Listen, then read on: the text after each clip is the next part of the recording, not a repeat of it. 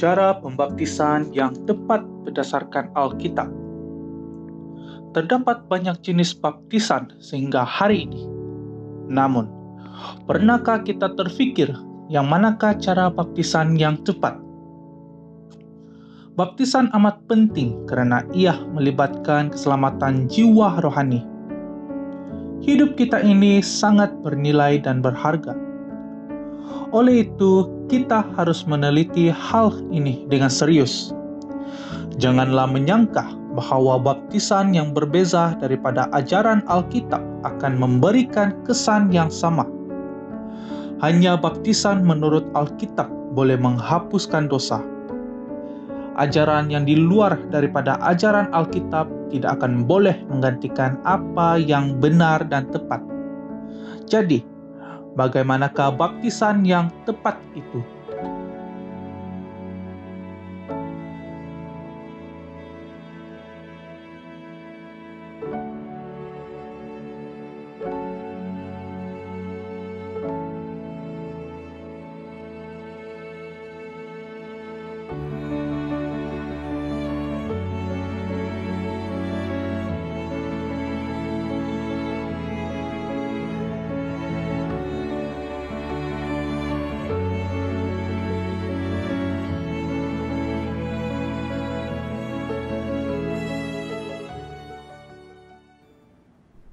Haleluya, salam damai sejahtera, salam pertemuan kepada semua pendengar yang dikasihi dan yang diberkati oleh Tuhan Yesus. Sangat bersyukur kepada Tuhan Yesus, Bapa kita yang di sorga, karena telah memberikan kesempatan di ruangan ini untuk kita sama-sama mendengar puji-pujian dan juga perkongsian dari kitab suci. Sebelum kita sama-sama meneruskan pengkajian di dalam Alkitab dan juga mendengar pulan choir untuk menyampaikan kidung-kidung pujian, kita akan sama-sama memanjatkan doa. Jadi dalam doa ini kita berdoa di dalam hati sahaja, manakala kata-kata ucapan doa ini saya akan sampaikan. Sila berdoa di dalam hati. Dalam nama Tuhan Yesus Kristus, kami memanjatkan doa. Ya Tuhan, Bapa yang di sorga, yang telah menciptakan langit bumi dan segala isinya, yang kami kenali dengan nama Yesus Kristus, Juru Selamat Tunggal bagi setiap manusia yang percaya. Kami memuji-muji Engkau. Haleluya, haleluya. Karena Engkaulah Tuhan yang patut kami sembah dan kami puji.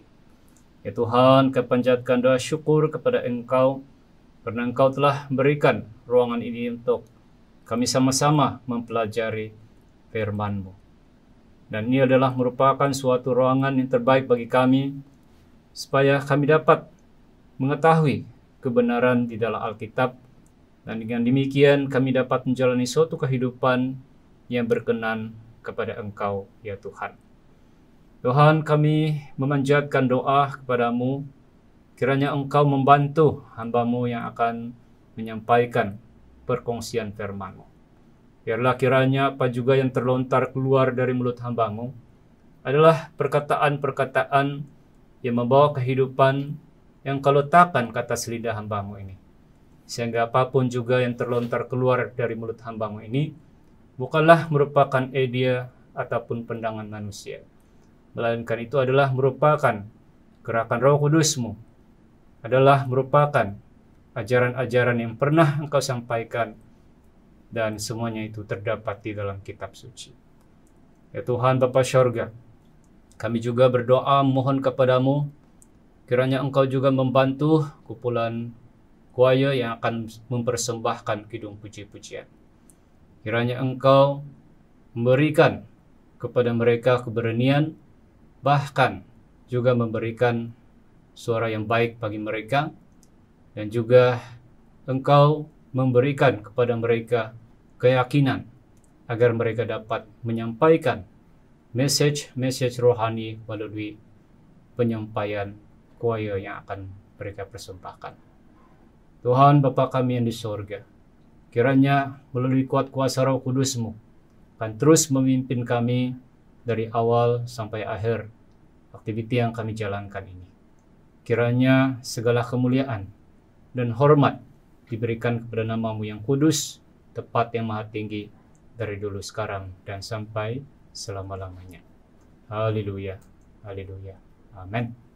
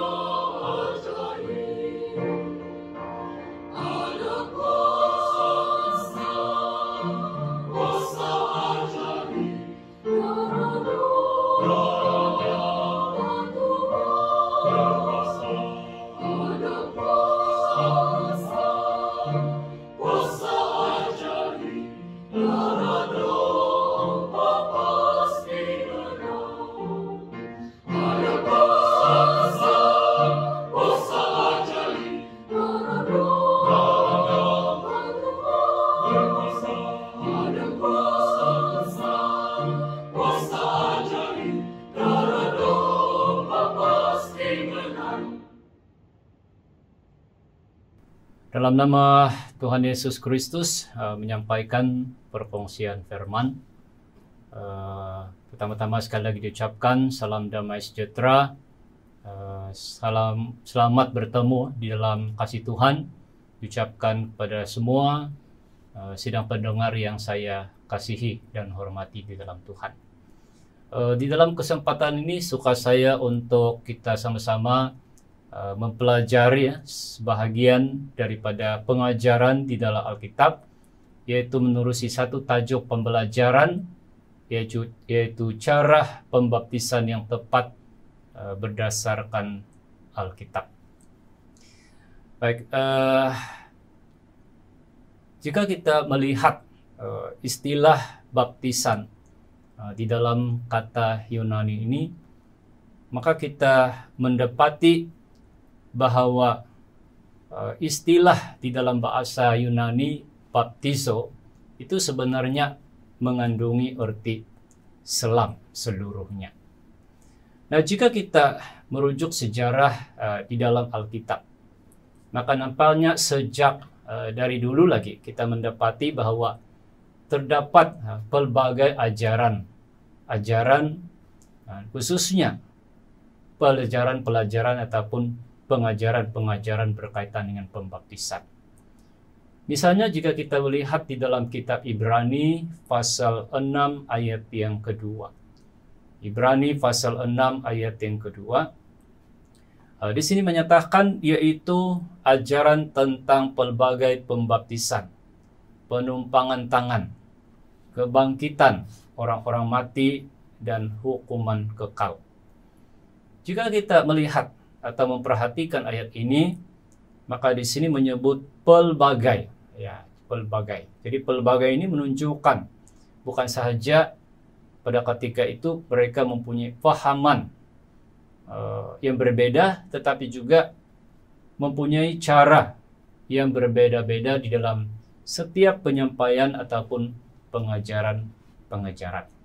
Dan inilah yang dimaksudkan oleh Paulus, di mana dia pernah mengatakan bahwa khususnya di dalam zaman pelayanan Timotius, maka terdapatnya ini pengajar-pengajar sesat, di mana mereka menyampaikan ajaran ataupun fahaman mereka sendiri. Baik, hari ini ajaran dan cara baptisan memang sudah terlalu sangat banyak, ya, terlalu banyak. Nah, apakah sebabnya cara baptisan dan juga ajaran tentang baptisan pada hari ini terlalu banyak?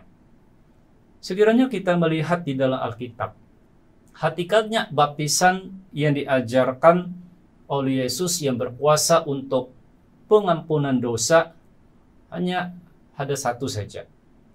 Misalnya kalau kita lihat di dalam kitab Efesus pasal 4 ayat yang kelima.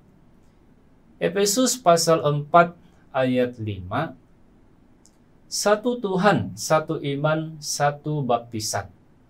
Jadi di dalam ayat ini jelas memberitahukan kepada kita, dia mengatakan ada satu Tuhan, bermaksud satu Allah, satu kepercayaan, satu iman, dan juga satu cara baptisan yang berkuasa untuk mengampuni dosa. Nah, apakah cara pembaptisan yang tepat menurut Alkitab? Kunci baptisan yang tepat berdasarkan Alkitab adalah harus dilaksanakan di dalam Kristus. Nah, ini kita dapat lihat di dalam kitab Roma. Kita boleh lihat di dalam kitab Roma pasal yang ke-6 ayat yang ke-3. Di dalam kitab Roma pasal 6 ayat yang ke-3. Baik. Roma pasal 6 ayat 3. Atau tidak tahukah kamu bahwa kita semua yang telah dibaptis dalam Kristus telah dibaptis dalam kematiannya. Jadi jika kita memperhatikan ayat 3 ini, kata kuncinya di sini ialah dia berkata kita semua yang telah dibaptis dalam Kristus. Baik, apakah yang dimaksudkan dengan dibaptis dalam Kristus? Jadi di sini kita dapat lihatlah beberapa butir yang penting. Dan ini ada kena mengena dengan cara pembaptisan yang tepat menurut ajaran Alkitab. Baik, yang pertama, maksud di dalam Kristus itu ialah baptisan itu harus dilaksanakan di dalam nama Tuhan Yesus Kristus. Ya. Dilaksanakan dalam nama Tuhan Yesus Kristus. Nah, sebelum Yesus dia terangkat ke syurga, maka dia berpesan kepada murid-muridnya. Misalnya di dalam kitab Markus pasal 15 ayat 15 sampai ayat yang ke-16. Markus pasal 15 ayat 15 sampai ayat 16. Nah, saya bacakan ayat 15. Lalu ia berkata kepada mereka, pergilah ke seluruh dunia, beritakanlah Injil kepada segala makhluk. Ayat 16. siapa yang percaya dan dibaptis akan diselamatkan, tetapi siapa yang tidak percaya akan dihukum. Kita lihat lagi di dalam Matius pasal 28 ayat 19. Matius pasal 28 ayat 19. Ayat 19, karena itu pergilah, jadikanlah semua bangsa muridku, dan baptislah mereka dalam nama Bapa dan Anak dan Roh Kudus. Jika kita melihat, di sini Yesus berpesan supaya murid-murid membaptis dalam nama Bapa, Anak, dan Roh Kudus. Namun ketika rasul-rasul membaptis, mereka membaptis dalam nama Tuhan Yesus. Jadi jika kita lihat apa yang dilakukan oleh murid ini, ialah seolah-olah ianya bertentangan dengan apa yang diajarkan oleh Yesus. Jadi di dalam Markus pasal 15 ayat 15 hingga ayat 16, di sana adalah pesanan Yesus supaya mereka itu pergi memberitakan Injil. Dan yang percaya maka haruslah dibaptis. Manakala di dalam Matius pasal 28 ayat 19 menyatakan bagaimana membaptis, maka dia berkata, baptislah dalam nama Bapa, Anak, dan Roh Kudus.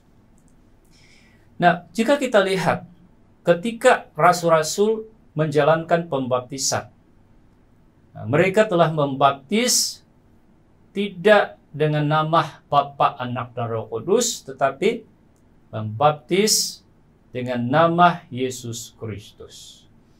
Kita lihat beberapa contoh di dalam Alkitab.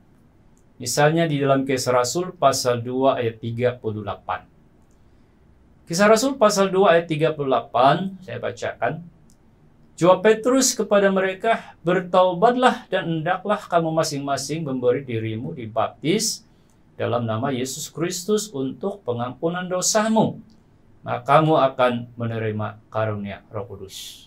Jadi di sini Petrus dia memberikan seranan, dia kata, hendaklah kamu masing-masing memberi diri dibaptis dan dibaptis dalam nama Yesus Kristus untuk pengampunan dosa. Ini jelas.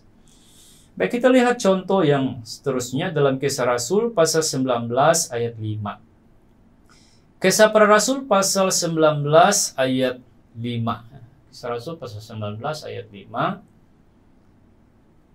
Ayat 5, ketika mereka mendengar hal itu, mereka memberi diri, mereka dibaptis dalam nama Tuhan Yesus. Ya.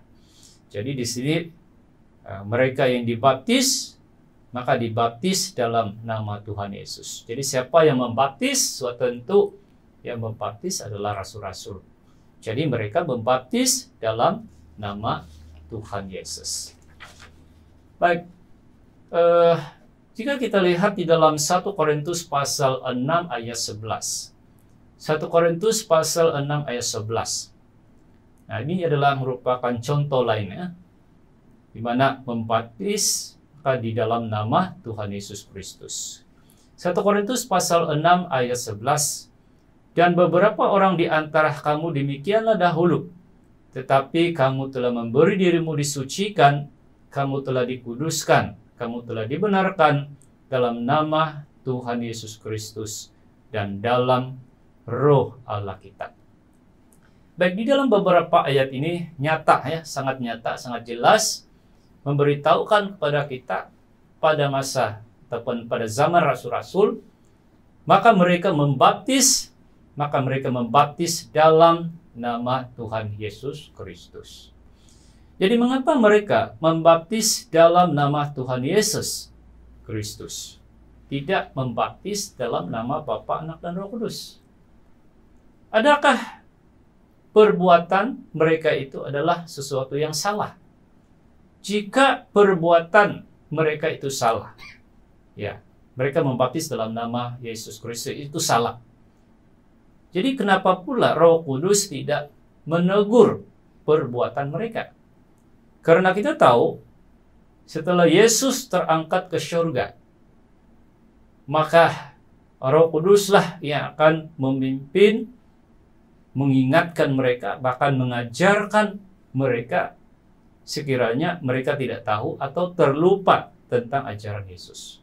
Macam mana kita tahu? Ini karena di dalam Yohanes pasal 14 ayat 26. Yohanes pasal 14 ayat 26 di sini memberitahukan kita, Roh Kudus ya, dia memainkan peranan untuk mengajari dan juga mengingatkan kepada rasul-rasul apa yang harus mereka lakukan, khususnya tentang ajaran-ajaran yang pernah diajarkan oleh Yesus. Jadi oleh itu mereka membaptis dalam nama Tuhan Yesus Kristus. Itu adalah merupakan suatu cara yang betul, cara yang tepat. Karena kita mengatakan melalui Yohanes pasal 14 ayat 26, jika mereka salah, tentu Roh Kudus akan segera menegur dan mengajarkan mereka. Nah, selain daripada itu, mereka membaptis dalam nama Tuhan Yesus Kristus dan tidak dalam nama Bapa, Anak, dan Roh Kudus, karena mereka tahu bahwa nama Bapa, Anak, dan Roh Kudus itu sebenarnya adalah Yesus. Yesus sebenarnya pernah memberikan pengenalan dirinya, siapakah dia itu. Misalnya di dalam Yohanes pasal 17 ayat 11. Yohanes pasal 17 ayat 11. Di sini mengatakan, dan aku tidak ada lagi di dalam dunia, tetapi mereka masih ada di dalam dunia. Aku akan datang kepadamu, ya Bapa yang kudus, peliharalah mereka dalam namamu, yaitu namamu yang telah engkau berikan kepadaku, supaya mereka menjadi satu sama seperti kita. Kita lihat lagi di dalam Yohanes pasal 4 ayat 24. Yohanes pasal 4 ayat 24. Allah itu roh, dan barang siapa menyembah dia, harus menyembahnya dalam roh dan kebenaran. Nah, melalui dua ayat ini, maka menjelaskan kepada kita, baptisan yang benar itu haruslah dilakukan di dalam nama Tuhan Yesus Kristus. Kenapa? Sebab nama Bapa, Anak, dan Roh Kudus itu sebenarnya adalah nama Yesus. Dan Roh Kudus itu juga sebenarnya adalah merupakan Allah sendiri. Maka sebab itulah ketika rasul-rasul menjalankan pembaptisan, maka mereka telah membaptis dalam nama Tuhan Yesus Kristus untuk pengampunan dosa. Nah, jika kita melihat penggunaan keseluruhan tentang nama Yesus ini, nampaknya apa juga perkara yang kita lakukan, maka seharusnya dilakukan dalam nama Tuhan Yesus Kristus. Misalnya di dalam kitab Kolosi ya, pasal 3 ayat 17. Kolosi pasal 3 ayat 17. Nah, di sini mengatakan, dan segala sesuatu yang kamu lakukan dengan perkataan atau perbuatan, lakukanlah semuanya itu di dalam nama Tuhan Yesus sambil mengucap syukur oleh Dia kepada Allah Bapa kita. Jadi kita dapat membuat satu rumusan, dibaptis di dalam Kristus. Maka yang pertama adalah dibaptis dalam nama Tuhan Yesus Kristus. Inilah suatu cara baptisan yang tepat berdasarkan ajaran Alkitab. Baik, seterusnya kita lihat yang kedua. Maka cara baptisan yang tepat menurut ajaran Alkitab. Yang kedua ialah harus dilaksanakan dengan menundukkan kepala. Baik, tadi saya menekankan kata kunci yang penting di sini ialah dalam Kristus. Jadi dilaksanakan dengan menundukkan kepala. Apa kaitan dengan di dalam Kristus? Jika kita melihat di dalam kitab Roma pasal 6 ayat 3. Roma pasal 6 ayat 3. Nah, tadi kita sudah baca, sini berkata, atau tidak tahukah kamu bahwa kita semua telah dibaptis dalam Kristus, telah dibaptis dalam kematiannya. Jadi kata kunci yang penting di sini ialah dibaptis dalam kematiannya. Nah, bilakah Yesus mati dan bagaimana dia mati? Di dalam Yohanes pasal 19 ayat 30. Yohanes 19 ayat 30. Nah, di sini mengatakan, sesudah Yesus meminum anggur asam itu, berkatalah ia sudah selesai. Lalu ia menundukkan kepalanya dan menyerahkan nyawanya.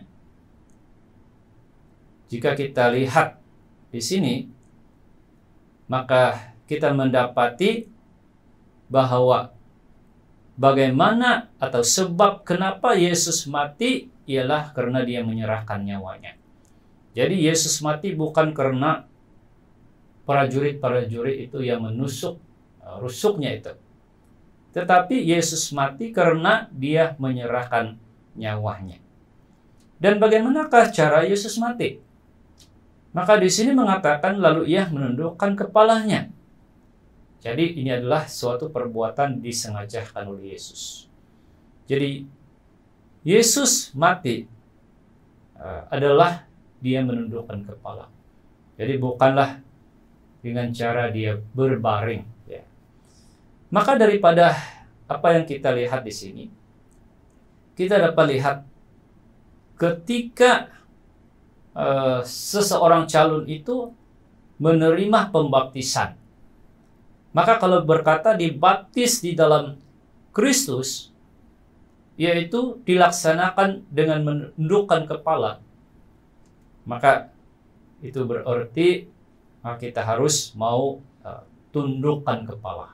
Maka barulah dapat mendefinisikan atau menjelaskan tentang dibaptis dalam kematiannya. Sebab Yesus mati, maka dia menundukkan kepala.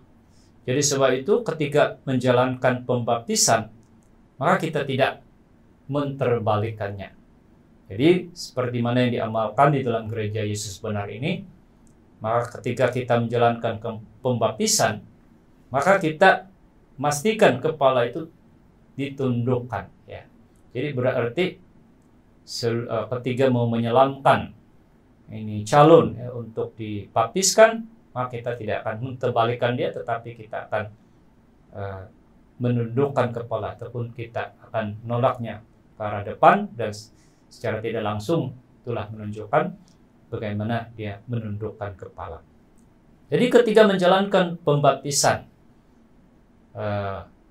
maka kena memastikan bahwa pembaptis itu haruslah menundukkan kepala calon itu. Karena itulah yang diajarkan dalam Alkitab, mengikut cara kematian Yesus.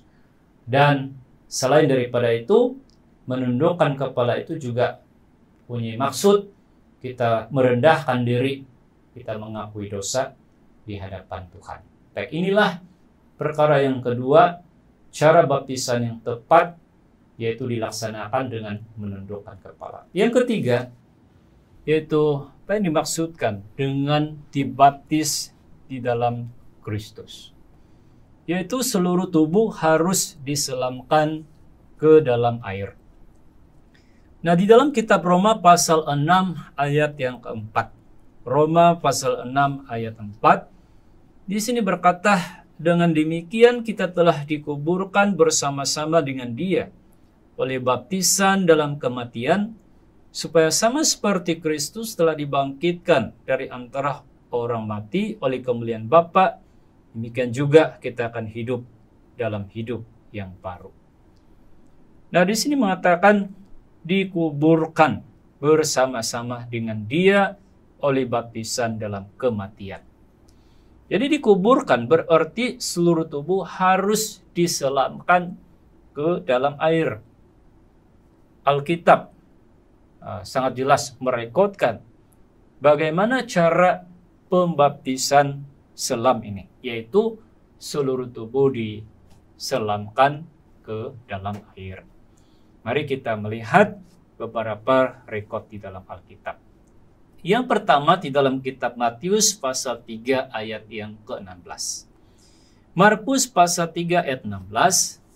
Ayat 16, sesudah dibaptis Yesus segera keluar dari air, dan pada waktu itu juga langit terbuka dan ia melihat Roh Allah seperti burung merpati turun ke atasnya. Kita lihat lagi di dalam Kisah Para Rasul pasal 8 ayat 39. Kisah Para Rasul pasal 8 ayat 39.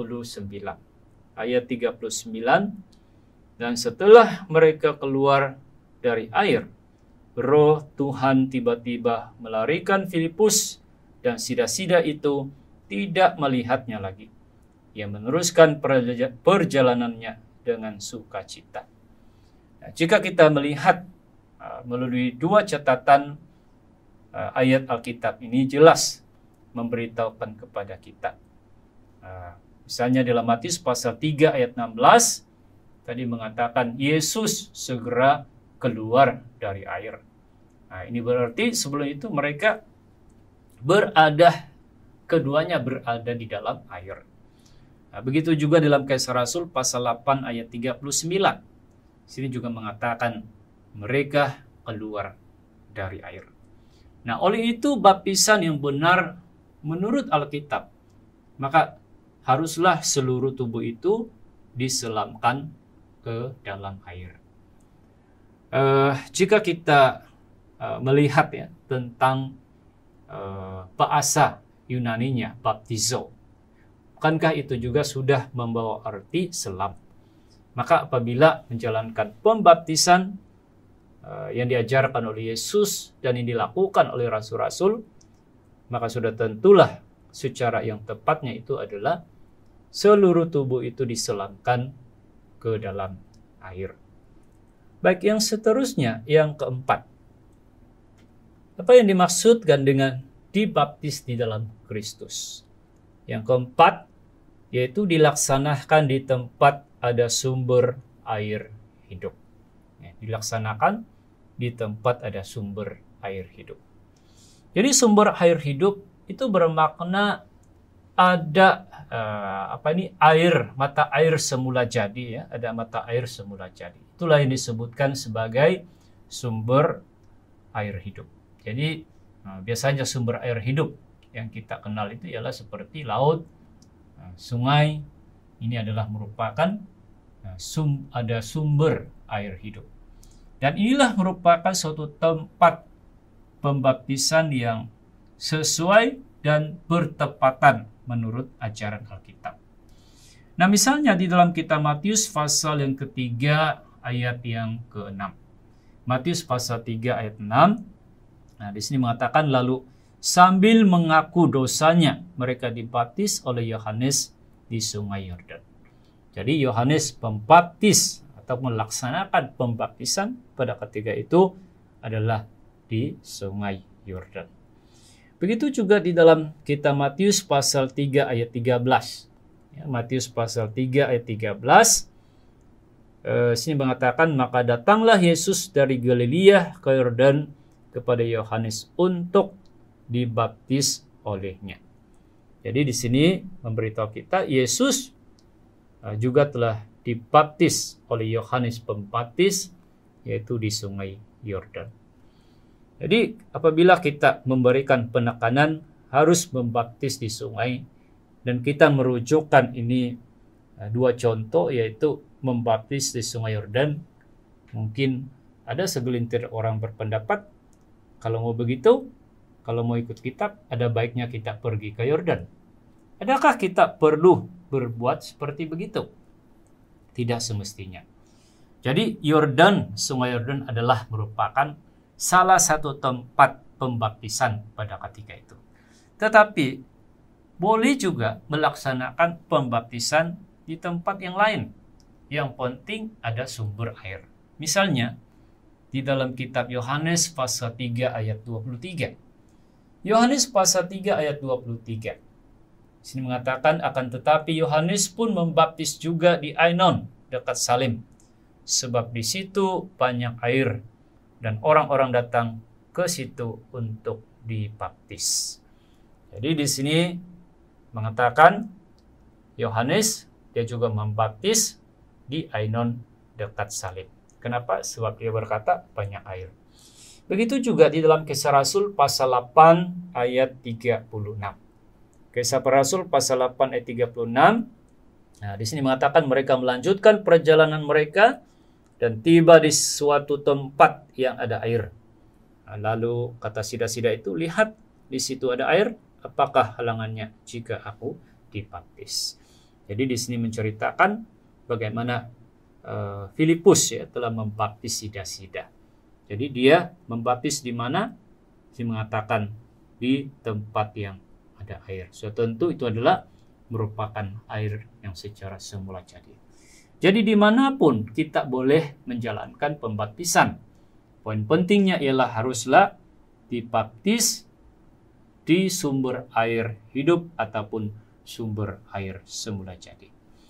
Nah, inilah beberapa butir yang penting di dalam kita mengenal cara pembaptisan yang tepat berdasarkan ajaran di dalam Alkitab.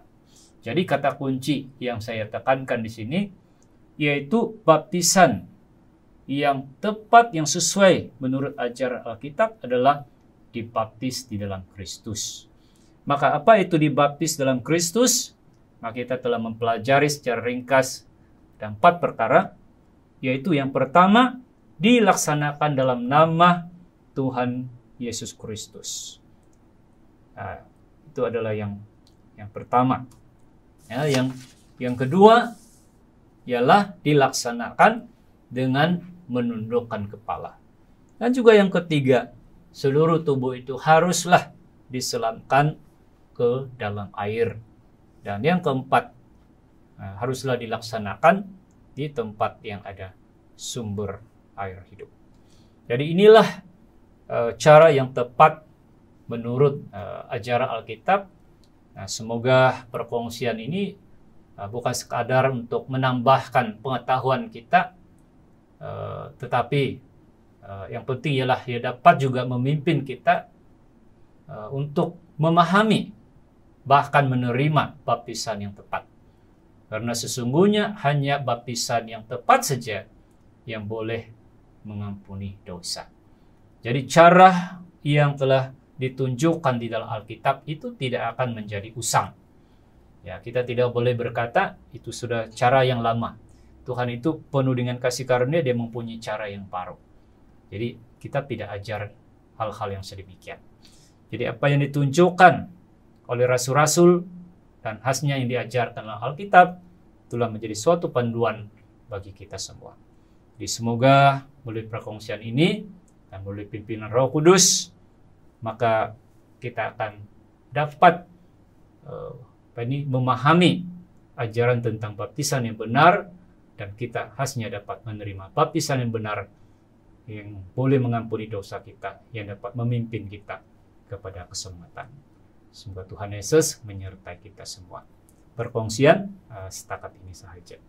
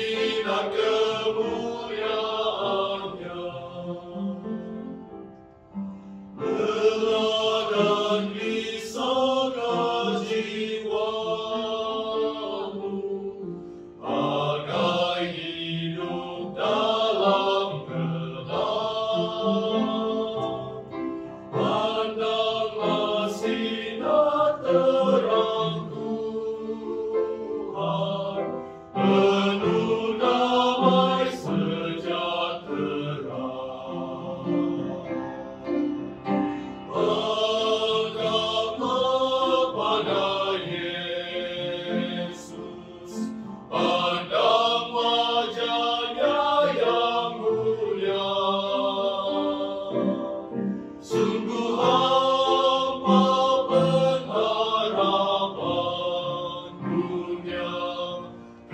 sinar kemuliaan-Nya. Yesus telah mati dan bangkit, bukan ikuti jejaknya. Darah Yesus beri kemenangan, dosa telah berkuasa. Pangganglah pada Yesus, pandang wajah-Nya yang mulia. Sungguh hampa pengharapan dunia, kena sinar kemuliaan-Nya.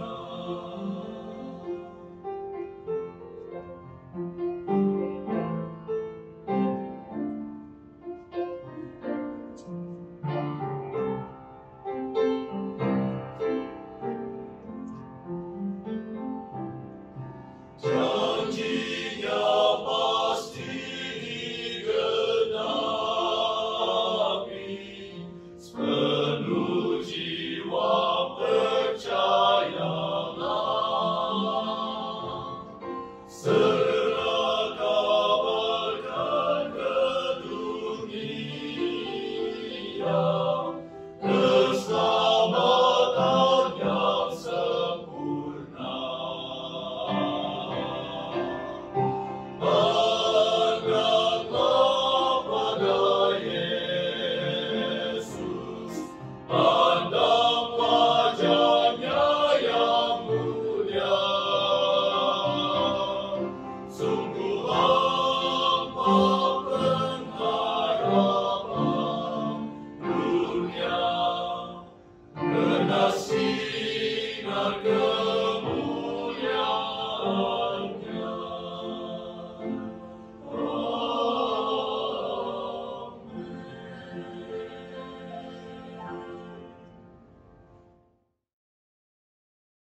Selanjutnya kita akan sama-sama memanjatkan doa. Kita tundukkan kepala, berdoa di dalam hati saja. Manakala kata-kata ucapan doa ini saya akan sampaikan. Sila berdoa di dalam hati. Di dalam nama Tuhan Yesus Kristus kami memanjatkan doa. Ya Tuhan, Bapa kami yang di sorga, yang telah menciptakan langit bumi dan segala isinya. Kami bersyukur kepadamu di atas berkat dan pimpinan-Mu.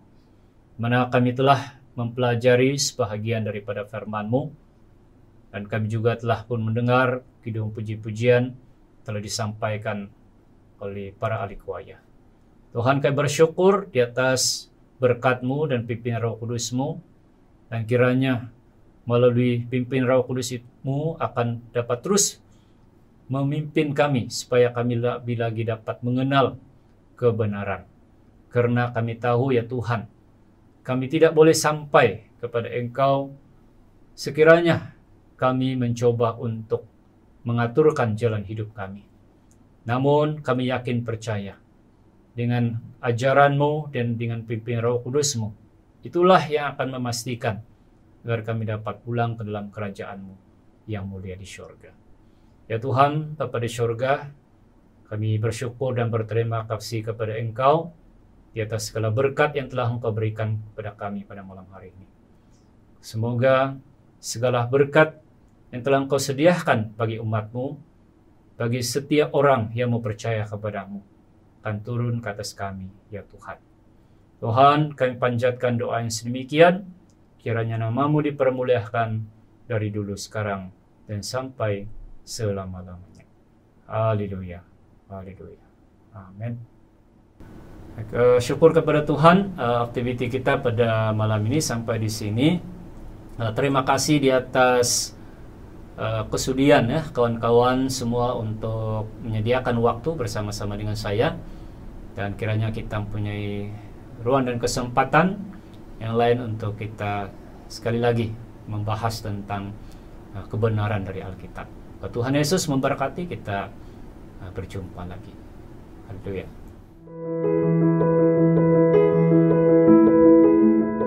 Cara berdoa. Berlutut, genggamkan kedua-dua tangan dan pejamkan mata. Mulakan dengan berkata, "Dalam nama Tuhan Yesus saya berdoa." Puji Tuhan dengan berkata, "Haleluya."